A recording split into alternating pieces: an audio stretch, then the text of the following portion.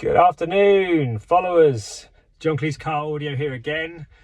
Here we have something very different today. I don't think many people in the UK have done this particular conversion. So here we are in a Discovery 4 Land Rover.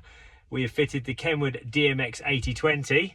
Not in the normal position that an aftermarket fitting kit will offer you, but we've actually taken the factory screen out the top and recessed it in there so it's at the right viewing angle for the driver. And it's super easy to reach, as you can see. We've got all the original steering wheel controls working. We've even managed to get the factory reverse camera working, also with moving guidelines, obstacle markers and parking sensor overlay. Super pleased with how this turned out.